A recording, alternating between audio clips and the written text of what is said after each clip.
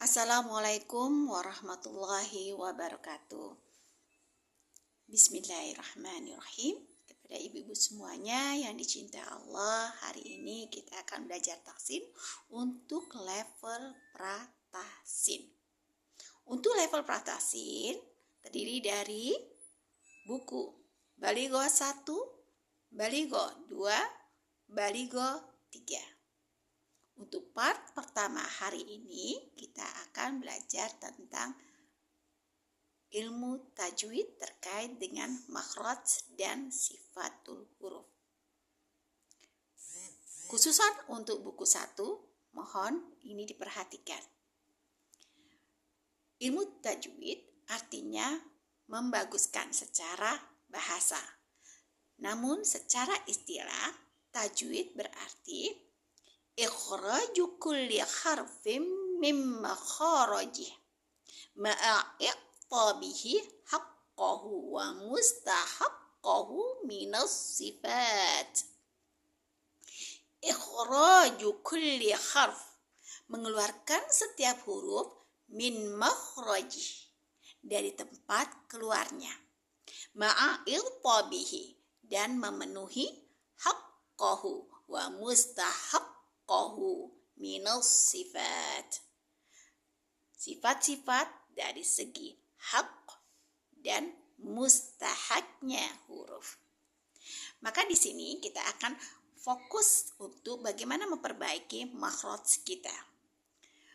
Allah, saat kita membetulkan hak dan mustahak, maka itu sangat terkait dengan makhraj, tempat keluarnya huruf dan sifat huruf. Hak huruf adalah sifat yang senantiasa menempel pada huruf tersebut. Sedangkan mustahak adalah sifat yang nampak sewaktu-waktu. Jadi di sini nanti kita akan belajar tentang makhraj, tempat keluar, dan kita akan pahami adalah hak huruf itu tersendiri. Untuk pembelajaran mustahak huruf akan kita pelajari nanti di level tahsin. Kita hari ini cukup mempelajari hak huruf dan makhraj huruf. Untuk makhraj, utifilan cinta Allah, untuk makhraj kita akan mengenal tempat keluar makhraj itu ada 5. Yang pertama, bisa dibuka buku PTA-nya pada halaman 22. Yang pertama adalah al-khayshum. Al-khayshum adalah pangkal hidung. Ini pangkal hidung kita, ya. Dan mengeluarkan setiap huruf bacaannya adalah bacaan guna yang kita keluarkan melalui pangkal hidung. Guna ini biasanya menempel pada huruf-huruf nun sukun atau nun bertasdid dan mim sukun dan mim bertasdid. Ya, insyaallah bisa lihat di gambar pada halaman 1A dan 1B. Kita lanjut. Yang kedua, huruf bibir. Oke. Untuk huruf bibir, yang keluar dari huruf bibir adalah yang faktor hurufnya adalah bibir yang bergerak. Ya, bibir yang bergerak. Sedangkan lidah bergerak atau geraham kita bergerak itu karena faktor otomatis pertama mula dari bibir kita. Huruf yang pertama adalah huruf fa. Selanjutnya adalah huruf ba. Yang ketiga adalah huruf ma. Yang keempat yaitu huruf wa. Monggo dibuka di halaman 22. Bara huruf fa adalah huruf mempertemukan ujung gigi seri, ini gigi seri kita, depan atas ini dengan perut bibir. Ini perut bibir kita. Fa. Ingat, jangan dirapatkan bibirnya. Maka kesalahan yang sering terjadi saat kita merapatkannya. Pa, sama saja. Tapi gigi seri atas kita sentuhkan bibir pada perut bibir bawah. Fa, fi, fu, baf. Huruf fa harus kita pahami juga saat membacanya. Ingat, fa, keluarkan anginnya. Fa, fi, fu, baf. Kenapa dikeluarkan angin? Karena sifat yang pertama yang dimiliki oleh huruf fa adalah hamas. Hamas adalah angin yang dikeluarkan saat huruf dikeluarkan. Yang kedua, dia mempunyai sifat rokhawah. Rokhawah artinya yaitu saat mengeluarkan huruf tersebut tidak membutuhkan penekanan. Jadi fa itu mempunyai sifat adalah rokhawah. Ya, jadi saat dibaca itu bisa dibuka di halaman untuk menguatkan ibu-ibu. Ya, pada halaman 25. Jadi sifat rokhawah lawan kata dari sifat syiddah. Syiddah adalah tertahannya suara ketika huruf diucapkan. Maka saat kita mengucapkan huruf rokhawah tidak perlu ditahan, tidak boleh ditahan. Bukan begini. Fa itu menekan, tidak ditekan, tidak ditahan suaranya. Cukup dibaca dengan posisi tidak tertahan. Yaitu tekanannya itu adalah sangat lemah. Fa. Jadi tidak tekan. Seperti tidak digigit kencang. Fa. Cukup sekedar menempelkan gigi seri atas dengan perut bibir bawah. Lalu kemudian sifat yang kedua, yaitu dia adalah istifal, adalah menurun. Lihat bibir bawah saya, fa. Turunkan, fa. Lalu sifat yang keempat adalah sifat infitah, terbuka. Fa, kebuka, fa. Oke. Ya. Lalu kemudian sifat yang kelima adalah dia mempunyai sifat islah, licin. Fa, ringan. Fa, licin sekali. Huruf itu keluar dengan sangat mudah. Seperti itu untuk huruf fa. Yang kedua adalah huruf ba. Ba mempertemukan, lihat di gambarnya 2B, yaitu mempertemukan